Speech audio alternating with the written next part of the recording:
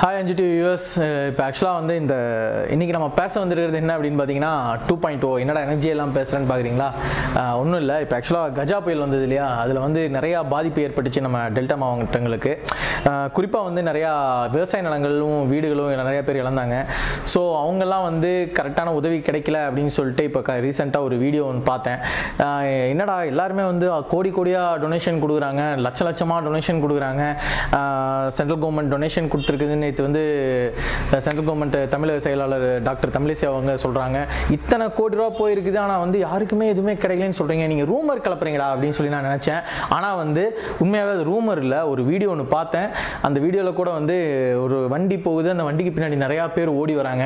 So அதை பார்க்கும்போது ரொம்ப சங்கடமாக இருந்துச்சு. இது எங்கேயோ எப்போ எடுத்திருப்பாங்கப்பா, நீ வந்து ஏதோ மார்ஃபிங் வீடியோ சொல்கிற அப்படின்னு நீங்கள் சொல்லுவீங்க.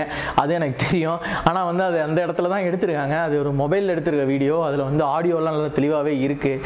ஒரு வயசானவங்க, ஒரு குழந்தைங்க, ஆனால் ஒரு சாப்பாடு பொட்டலமாவது கொடுத்துட்டு போங்கண்ணா அப்படின்னு சொல்லிட்டு பின்னாடியே ஓடி வராங்க வண்டிக்கு பின்னாடி. கொஞ்சம் இறங்குங்க, நான் அடுத்த தடவை வரும்போது கொண்டு வரேன், அடுத்த தடவை வரும்போது கொண்டு வரேன்னு சொல்லிட்டு உள்ளுக்கிறவங்க சொல்கிறாங்க. அதையும் கேட்காம பின்னாடியே ஓடி வராங்க.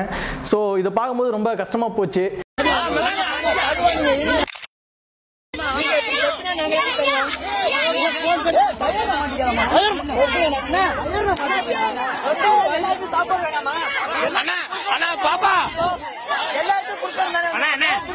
கொஞ்சம் ப்ளீஸ் நான் புரிஞ்சுக்கோங்க பாப்பா, இறங்கு பாப்பா, புரிஞ்சு நாங்க தருவோம், கண்டிப்பா வருவோம், அமைதியா இருங்க தரேனா ப்ளீஸ் பாப்பா, வருவோண்ணா, ஒரே நிமிஷம் கண்டிப்பா தருவோண்ணா, வருவோண்ணா, நீங்க போங்க வருவோம். ஆனால் வந்து உதவி யாருமே பண்ணலன்னு சொல்ல முடியாது. நிறைய பேர் உதவி பண்ணியிருக்காங்க. உதவி பண்ணவங்களுக்கு எல்லாத்துக்குமே நன்றி. குறிப்பாக குழந்தைகளுக்கும் பெண்களுக்கும் நிறைய உதவிகள் போய் சேர்ந்துச்சு. அதே மாதிரி வந்து இந்த வீடியோ பார்த்ததுக்கப்புறம் கொஞ்சம் கஷ்டமாக தான் இருந்துச்சு. சரி, இது ஒரு பக்கம் இருந்தாலும் நம்ம பொழப்ப பார்க்கணும். ஏன்னா எல்லாரும் மாதிரி தானே நம்மளும், நமக்கும் நம்ம சுயநலம் தானே முக்கியம். அதனால வந்து இப்போ இந்த வீடியோவில் போகிறோம். இப்போ நாளைக்கு வந்து நவம்பர் 29 என்னப்பா பெரிய விஷயம் அப்படின்னு கேட்டிங்கன்னா, நம்ம பிரம்மாண்ட இயக்குனர் சங்கர் வந்து 2.0 நம்ம ரஜினி சார் சூப்பர் ஸ்டார் நடிச்சிருக்காரு. அந்த படம் ரிலீஸ் ஆகுது. அந்த படத்தோட எக்ஸ்பெக்டேஷன் தான் இந்த வீடியோ. வெறும் எக்ஸ்பெக்டேஷன் மட்டும் கிடையாது, இது இருக்கும், அது இருக்கும், அப்படி இருக்கும், இப்படி இருக்கும் அப்படின்னு நினச்சி இந்த வீடியோ போடல. இந்த வீடியோ வந்து படம் ரிலீஸ்க்கு முன்னாடி ப்ரீ பிஸ்னஸ் எவ்வளோ ஆயிருக்கு அப்படிங்கிறது தான் இந்த வீடியோவில் பார்க்க போகிறோம். ஸோ வாங்க இந்த வீடியோக்குள்ளே போவோம். இப்போ ஆக்சுவலாக வந்து பார்த்தீங்க அப்படின்னா, இந்த படத்தோட டோட்டல் பட்ஜெட் அப்படின்னு பார்த்தீங்கன்னா 460 கோடி ரூபா நம்ம லைக்கா ப்ரொடக்ஷன் சொல்லியிருக்காங்க. 460 கோடி ரூபாய்க்கு படம் எடுத்திருக்கீங்களாடா அப்பா சாமி, வேற லெவலு அப்படின்னு நான் நினைச்சா, ஆனா 460 கோடி ரூபாய் 160 கோடி ரூபாய் சம்பளத்துக்கே கொடுத்துருக்காங்கன்னா பாருங்களேன். 120 கோடி ரூபாய் சம்பளத்துக்கே போயிருக்கு. யாரா அப்படின்னா, எமி ஜாக்சனுக்கு 1 கோடி, நம்ம தலைவருக்கு 40 கோடி, சங்கருக்கு 30 கோடி, அக்ஷய்குமாருக்கு 10 கோடி. இல்லை வேணாம், எதுக்கு எல்லாத்தையும் சொல்லிட்டு இருந்தாலும் தனித்தனியாக பிச்சு சொல்லணும். ஒட்டு மொத்தமாக டெக்னீஷியன்ஸ் எல்லாம் சேர்த்தே வந்து 160 கோடி ரூபா அப்படியே தூக்கி கொடுத்துட்டாங்க. அதுக்கப்புறம் பார்த்தீங்கன்னா 290 கோடி தானடா இருக்கு, அது எப்படிரா அப்படின்னு சொல்லி கேட்குறீங்களா? எனக்கு புரியுது. ஆனால் 290 கோடி இல்லை, அது 300 கோடி. கட்சியாக வந்து ஆடியோ லான்ச்சுக்கு ஒரு 10 கோடி ரூபா செலவு பண்ணாங்க. அதனால தான் 460 கோடி ரூபாயாக மாறிச்சு. ஆக்சுவலி இந்த படத்தோட பட்ஜெட் டோட்டலாக பார்த்தீங்க அப்படின்னா 450 கோடி ரூபா தான். ஆனால் வந்து கூட ஒரு 10 கோடி ரூபா அதிகமாக செலவானதுனால, அதாவது ஆடியோ லான்ச் துபாயில் பயங்கரமாக பிரம்மாண்டமாக நடந்துச்சு. நீங்களும் பார்த்துருப்பீங்க, நானும் பார்த்தேன். வாய்ப்பு பார்த்தோம்ல, அந்த ஆடியோ லான்ச் தான். அதுக்கு 10 கோடி ரூபா செலவு பண்ணியிருக்காங்க. ஒட்டு மொத்தமாக வந்து என்னடா ஆடியோ லான்ச்சுக்கு 10 கோடியா அப்படின்னா, ஆடியோ வந்து ஒரு 30-40 கோடி ரூபாய்க்கு வித்துருப்பாங்க அப்படின்னு நினைக்கிறீங்களா? கிடையவே கிடையாது. வெறும் 1.5 கோடி ரூபாய்க்கு தான் போயிருக்கு அதோட ரைட்ஸ். ரொம்ப பெருசா இல்லை. ரஹ்மான் சாரே மியூசிக் பண்ணாலும் அவ்வளோதான் அமௌண்ட், வேற வழி இல்லை. ஸோ இப்போ இந்த படத்தோட ஓவரால் பிஸ்னஸ் என்ன அப்படின்னு சொல்லி பார்க்கலாம். இந்த படத்தோட டோட்டல் பட்ஜெட் வந்து 460 கோடி ரூபா. இதில் வந்து இந்த படத்தை வந்து ஆந்திரா, தெலுங்கானா இந்த 2 ஸ்டேட்லையுமே பார்த்தீங்க அப்படின்னா 72 கோடி ரூபாய்க்கு வந்து இதை பிஸ்னஸ் பண்ணியிருக்காங்க. எப்பா, ஆந்திராலேயே 72 கோடி ரூபாய் அப்படின்னா, அக்ஷய்குமார் நடிச்சிருக்காரு இந்த படத்தில். அது ஹிந்தி ஆர்டிஸ்ட், எவ்வளோ பெரிய ஆர்டிஸ்ட். ஸோ அவர் படம் நம்பது சால்ட் அந்த படம் ஒரு 100-150 இல்லை 200 கோடி ரூபாய்க்கு அது போகும் அப்படின்னு உங்களை மாதிரியே நாங்களும் நினச்சோம். ஆனால் வந்து பெரிய ஏமாற்றம் தான். வெறும் 80 கோடி ரூபாய்க்கு தான் நம்ம ஹிந்தியில் ரைட்ஸ் எடுத்துருக்காங்க.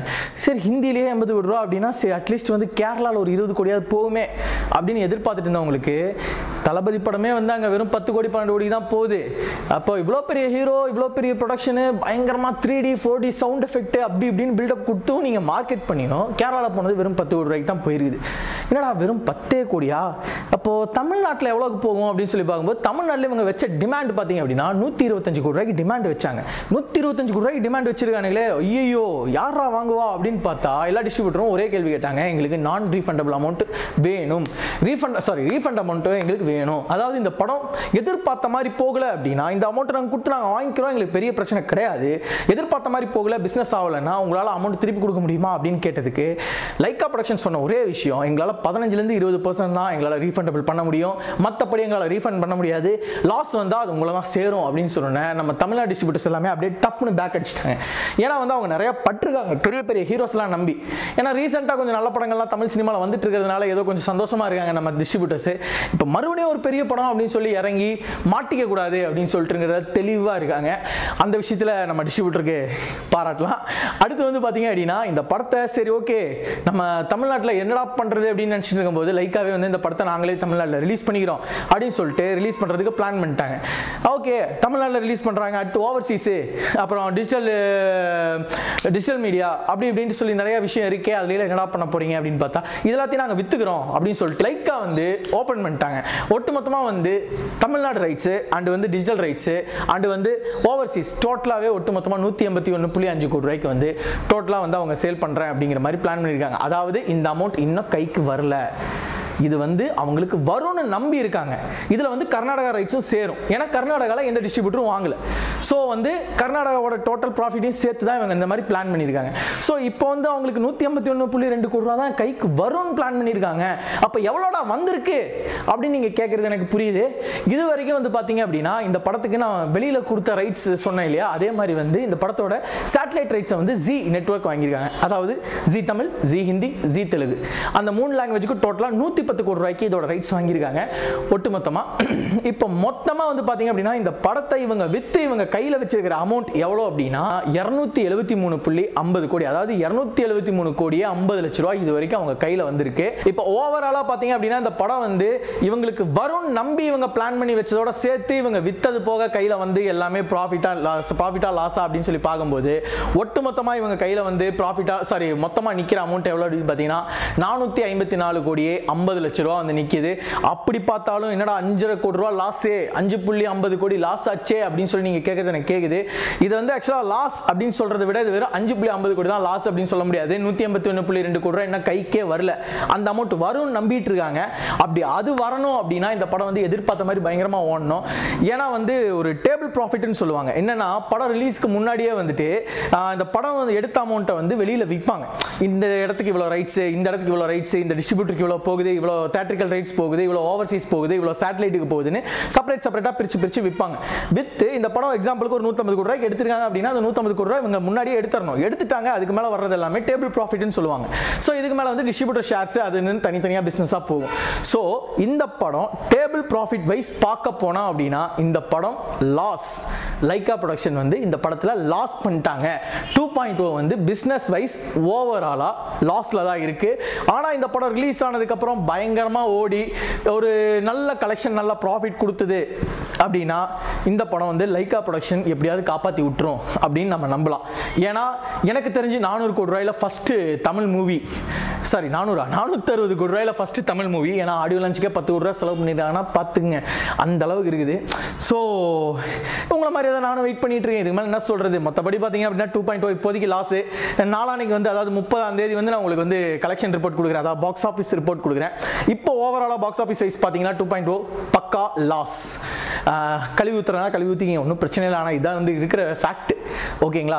அதுக்கடுத்து வந்து பார்த்தீங்க அப்படின்னா நாளைக்கு நாங்களும் உங்களை மாதிரியே தான் eager to waiting watch 2.0. அதாவது 3D எஃபெக்ட்ல 4D சவுண்ட்ல வந்து பயங்கரமாக வந்து ரிலீஸ் ஆக போகுது. ட்ரைலர் டீசர்லாம் பார்த்துட்டு தலைவர் அப்படி இருப்பார் இப்படி இருப்பார் அப்படின்னு சொல்லிட்டு நாங்களே எதிர்பார்ப்பில் இருக்கோம். நாளைக்கு படம் பார்த்துட்டு உங்களுக்கு டக்குனு ரிவ்யூ அப்லோட் பண்ணிடுறோம். நாளைக்கு வந்து உங்களுக்கு பாக்ஸ் ஆஃபீஸ் ரிப்போர்ட் அப்லோட் பண்ணுறோம். ஸோ இதுக்கு மேலே என்ன சொல்கிறது, எல்லாமே சொல்லிட்டேன். இதுக்கு மேலே சொன்னோம் அப்படின்னா வந்து தேவையில்லாமல் எச்சா கல்வி ஊற்றுவாங்க. இதுக்கு அப்புறம் வந்து 5 டிவி சப்ஸ்கிரைப் பண்ணாதவங்களா சப்ஸ்கிரைப் பண்ணிடுங்க. குறிப்பாக அந்த பக்கத்தில் இருக்கிற பெல் பட்டன் அழுத்துங்க. அப்புறம் வந்து இந்த வீடியோவில் வந்து கமெண்ட் பண்ணுறவங்க, டே நீ ரிப்போர்ட் தப்பாக சொல்லியிருக்க, எனக்கு ஒரிஜினல் ரிப்போர்ட் தெரியும், இதுதான்டா ரிப்போர்ட் அப்படின்னா அந்த லிங்கை கொடுங்க, நாங்கள் பார்த்துக்குறோம். அடுத்த ரிப்போர்ட்லேருந்து கொஞ்சம் தெளிவாகவே கொடுக்குறோம். அதுக்கடுத்து வந்து பார்த்தீங்க அப்படின்னா ஷேர் பண்ணுங்கப்பா. கொஞ்சம் அதுதான் கொஞ்சம் கம்மியாக இருக்குது, கொஞ்சம் குயிக்காக ஷேர் பண்ணி விடுங்க. அப்புறம் அடுத்த வீடியோவில் பார்க்கலாம். பாய். முக்கியமாக இந்த வீடியோ பார்த்துட்டு இந்த வீடியோ உங்களுக்கு பிடிச்சிருக்குன்னா இந்த வீடியோவை லைக் பண்ணுங்கள், அண்ட் வந்து உங்களோட கருத்துக்களை இங்கே கமெண்ட் பண்ணுங்கள், அண்ட் குறிப்பாக சப்ஸ்கிரைப் பண்ணுங்கள்.